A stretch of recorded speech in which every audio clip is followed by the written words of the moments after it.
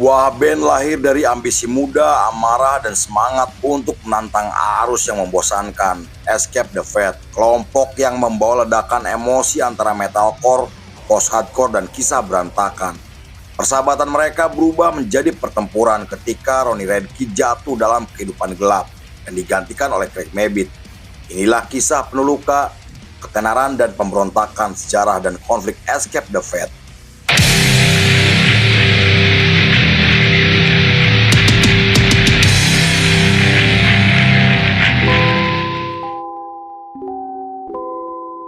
Sejarah berikut ini dimulai pada tahun 2004 ketika genre musik metalcore mulai populer di kalangan anak muda. Periode tersebut adalah titik awal populernya genre tersebut sampai digambarkan sebagai masa transisi dari musik underground menuju musik mainstream. Perpaduan antara suara scream dengan musik berat khas hardcore punk menghasilkan melodi tajam, dan album ketiga Killswitch Engage dianggap sebagai album yang berhasil membentuk karakter metalcore modern. Tak hanya itu, salah satu lagunya kemudian muncul dalam soundtrack film horor yang sangat terkenal hingga menginspirasi banyak band seperti Trivium, S.I. Dying, dan masih banyak lagi. Meningkatnya ketenaran deathcore dan metalcore mendorong Monty Money mendirikan band sendiri, dan ia kemudian menghubungi Max Green, teman lamanya yang saat itu baru saja keluar dari band. Selain mengajak mendirikan band bersama, Monty juga memintanya mencarikan vokalis yang cocok dengan musik mereka, dan Max kemudian merekomendasikan Ronnie Radke, teman SMA sekaligus sahabat baiknya. Meski dikenal bengis, keras, dan penuh kontroversi, namun Max percaya dengan kemampuan Ronnie yang menurutnya luar biasa. Setelah resmi terbentuk, mereka merekrut 2 personil dan mulai menggelar pertunjukan dengan menggunakan nama Escape the Fate. Ronnie Radke kemudian merekrut keyboardis bernama Carson Allen untuk menciptakan melodi yang lebih kompleks. Nama Escape the Fate sendiri digagas oleh Ronnie yang terinspirasi dari perjuangan melawan nasib dan konsekuensi dari tindakan sendiri. Nama tersebut bisa diartikan sebagai bentuk pelarian diri dari takdir atau usaha untuk menolak nasib yang sudah ditentukan. Saat diwawancara, Ronnie pernah mengatakan jika nama tersebut adalah perwakilan usaha manusia untuk kabur dari takdir, namun tidak bisa, dan Ronnie selalu menciptakan lirik yang menceritakan tentang pemberontakan, rasa bersalah, perang batin, sampai melawan masa lalu. Meski terdengar aneh, namun nama yang ia gagas memiliki makna yang sangat mendalam untuk kehidupan, masa depan, dan kepribadian Ronnie sang vokalis.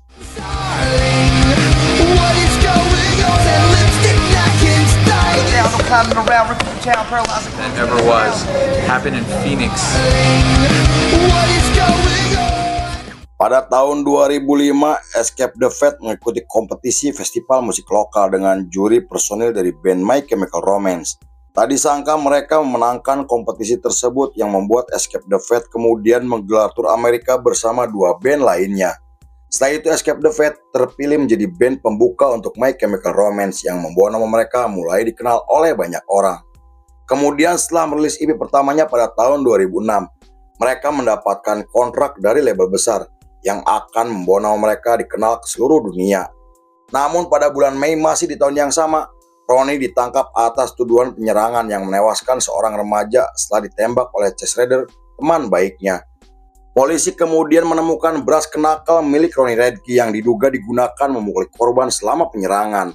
Meski Ronnie bukan pelaku utama, namun ia dianggap terlibat dalam kejadian tersebut yang membuat Ronnie akhirnya dijatuhi hukuman masa percobaan.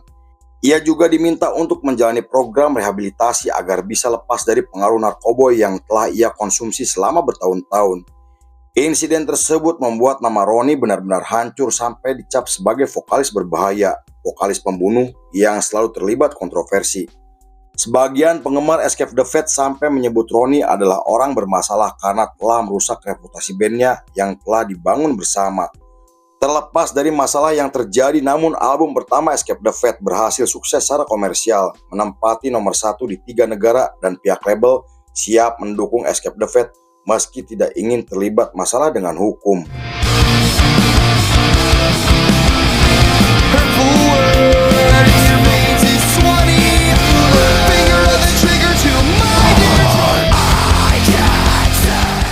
Pada tahun 2007, Ronnie mulai dibanding-bandingkan dengan Oliver Sykes, vokalis Bring Me The Horizon. Hal itu karena sebagian orang berpendapat jika penampilan Ronnie dan Oli sangat mirip hingga menjadi tren anak muda dengan rambut khas emo, celana ketat, dan badan penuh tato. Gaya mereka kemudian dianggap sebagai simbol ekspresi, pemberontakan, dan beberapa penggemar mereka mulai menggunakan kaos dengan gambar kartun, monster lucu, dan font besar yang kemudian menjadi tren di kalangan anak muda di seluruh dunia. Isu dibandingkan antara mereka berdua kemudian menjadi konflik setelah Oli berkomentar tentang kasus pembunuhan yang menjerat Ronnie pada tahun 2006. Ronnie kemudian membalas komentar tersebut dengan mengatakan jika album pertama Bring Me The Horizon adalah album yang tidak menarik dan menyebut Bring Me The Horizon adalah band yang menggunakan emo tanpa tahu artinya. Mendengar hal itu, Oli kemudian menghina aksi panggung Ronnie yang dianggap berlebihan, menyebut perilakunya penuh drama. Dan sejak saat itu, kedua penggemar mereka terus membandingkan gaya berpakaiannya, image, sampai perilaku kontroversinya. Pada tahun 2008, Ronnie kembali ditangkap karena dianggap telah melanggar masa percobaan hukuman yang membuat Ronnie akhirnya dijatuhi hukuman 2 tahun penjara tanpa bisa mengajukan banding. Kabar tersebut kemudian menggemparkan dunia karena saat itu Ronnie dan Escape the Fate sedang berada di puncak ketenarannya. Karena hal itu, Monty Money akhirnya memecat Ronnie dari formasi, merekrut vokalis baru, dan keputusan tersebut membuat Ronnie merasa dihianati oleh teman-temannya termasuk Max, sahabat baiknya, karena tidak membelanya. Sejak saat itu persahabatan antara Ronnie dan Max yang telah terjalin selama bertahun-tahun akhirnya hancur, dan konon ketika Max menjenguk Ronnie dalam penjara, ia menolak untuk bertemu.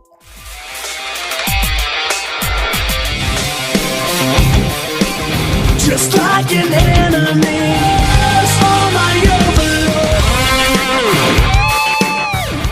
pada bulan Oktober masih di tahun yang sama, Escape the Fate merilis album keduanya yang dianggap berhasil sukses dan video klip mereka terus diputar di MTV hingga menggelar tur ke beberapa negara seperti Inggris, Jerman, dan Kanada untuk pertama kalinya. Bahkan pada tahun 2010, salah satu lagu mereka sampai diremix oleh Sean Crahan, salah satu anggota dari band Slipknot. Di sisi lain, ketenaran besar yang didapatkan oleh Escape the Fate membuat para anggotanya mulai menggunakan narkoboy dan alkohol sampai mengundang para grupis selama tur berlangsung. Mantan kru Escape the Fate sampai mengatakan jika para personil Escape the Fate selalu tampil dalam keadaan mabuk dan berperilaku kasar di belakang panggung setelah pertunjukan.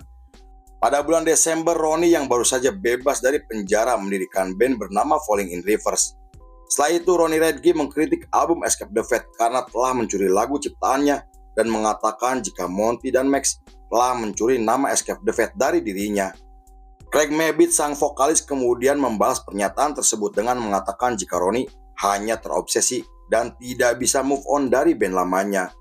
Permusuhan Ronnie dan Craig Mabbitt menjadi semakin membesar setelah Falling in Reverse merilis lagu pada tahun 2011 yang diduga menyindir Craig Mabbitt dan bandnya Escape the Fate. Sejak saat itu, penggemar Falling in Reverse dan Escape the Fate mulai saling serang di media sosial seperti Facebook, Twitter, dan YouTube. Kubu Ronnie menyebut jika Escape the Fate adalah band palsu sejak Ronnie tidak ada di dalam formasi, sedangkan kubu Greg mengatakan jika Ronnie hanya iri karena Escape the Fate bisa lebih sukses dari Falling in Reverse.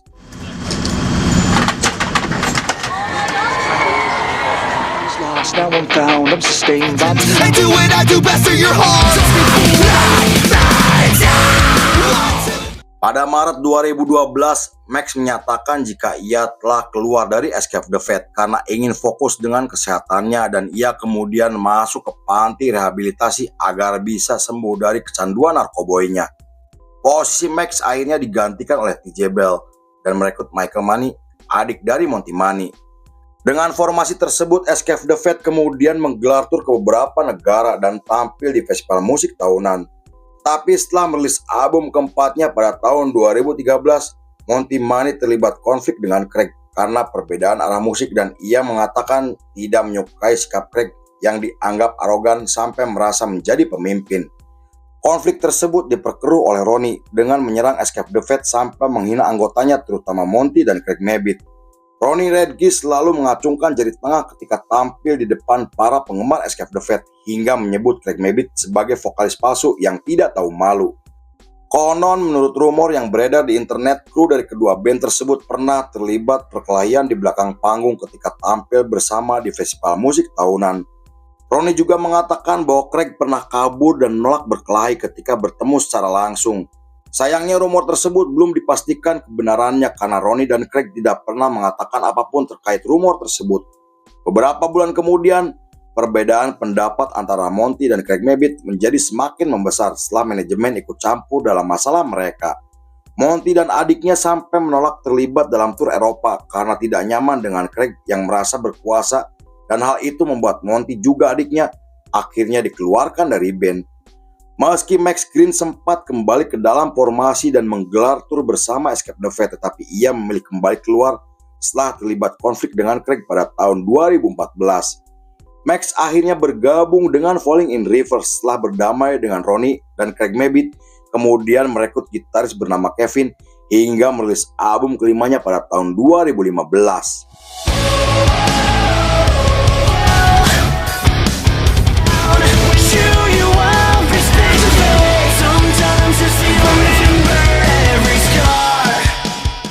Pada tahun 2016, TJ Bell mulai membantu Craig Mabbitt dalam menciptakan lirik dan instrumen untuk Escape the Fate. Mereka kemudian merilis lagu cover dari My Chemical Romance untuk album penghormatan, dan meski tidak sehebat Monty Money, namun TJ berhasil menciptakan musik Escape the Fate dengan karakternya sendiri. TJ Bell kemudian memiliki peran penting dalam formasi setelah beberapa kali terjadi konflik internal.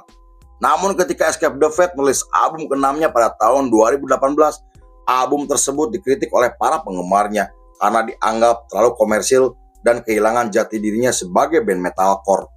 Para penggemarnya juga menganggap jika Escape the Fate bukan lagi band metalcore, melainkan band biasa yang hanya terkenal di radio. Mendengar hal itu, Craig Mabbitt kemudian merespon kritikan tersebut dengan mengatakan jika bandnya tidak pernah berubah, tapi berevolusi menjadi lebih baik. 3 tahun kemudian, tepatnya pada tahun 2021, Escape the Fate merilis album ke-7-nya yang kembali dianggap berhasil sukses secara komersial. Escape the Fate akhirnya membuat kejutan besar untuk para penggemarnya dengan merilis lagu kolaborasi bersama Ronnie Radke, dan hal itu menegaskan jika mereka telah berdamai setelah terlibat konflik selama 13 tahun. Sejak saat itu, Escape the Fate mulai fokus menciptakan karya tanpa drama, kontroversi, dan Craig mulai mengakui jika Ronnie adalah sosok penting lahirnya Escape the Fate. Sampai saat ini Escape the Fate masih aktif dan terus konsisten dalam menyebarkan pengaruhnya ke seluruh dunia.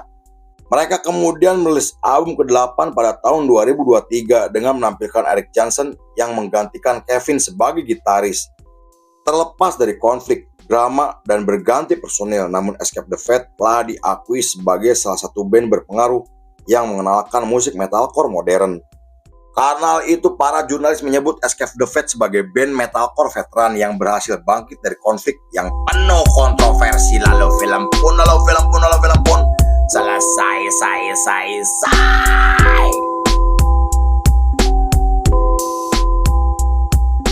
Konflik bisa memisahkan, tapi musik sejati selalu menemukan jalannya untuk tetap hidup. By Tukang Cuangki. Yahoo!